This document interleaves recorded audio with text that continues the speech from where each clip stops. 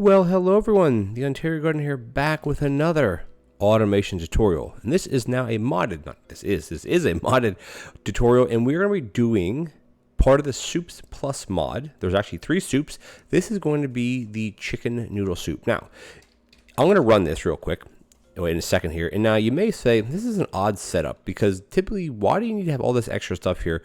Why can't you just get rid of all these extras, loop this around, have one combiner for the onion, for the water?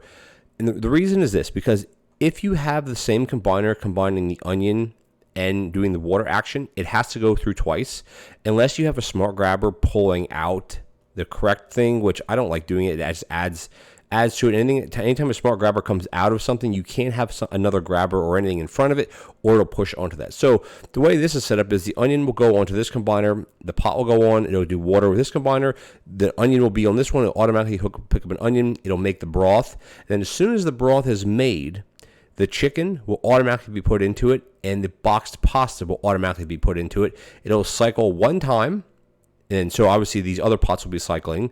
Let's just start it up and I'll show you kind of what it means.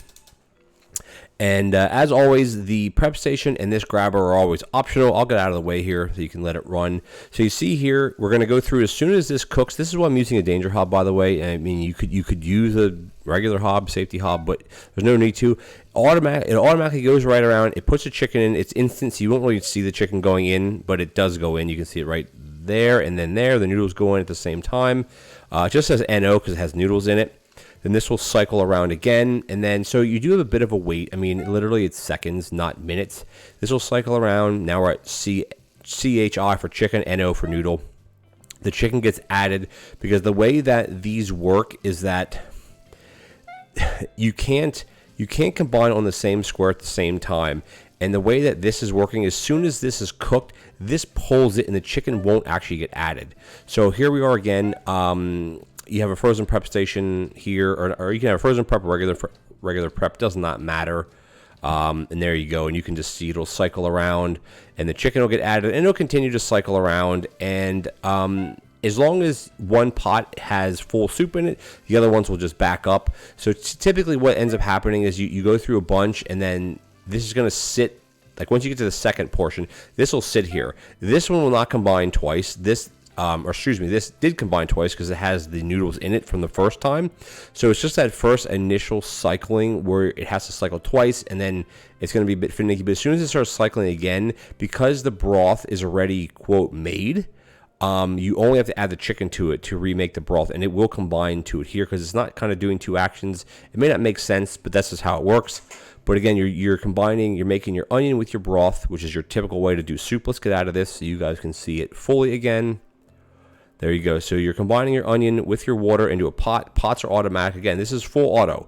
When I do a lot of my automation videos, they're 100% full automatic. They're not, you have to put a pot down. No, you don't. And honestly, doing it this way, you're not really saving any space if you take the pots away. This is basically, including the portioner in this, you're at a 5x4, 20 squares, almost 100% complete, or full up.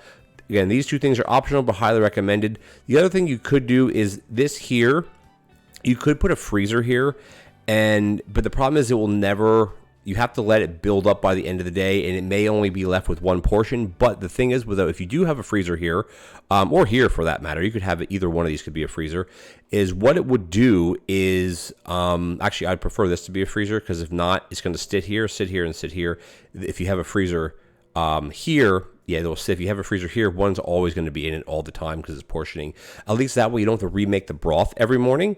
It'll cycle through, it'll recook the broth that's already made, and you will have soup faster. So, but anyway, you don't have to do that. Basically, 4x5, 20 squares minus 1, so 19 squares. I always recommend having prep stations. I mean, with this setup, you could have a corner grabber going to another prep station if you're going through a lot of soup. But that is it, guys. Chicken noodle soup using boxed pasta, chicken, and then obviously your typical soup broth.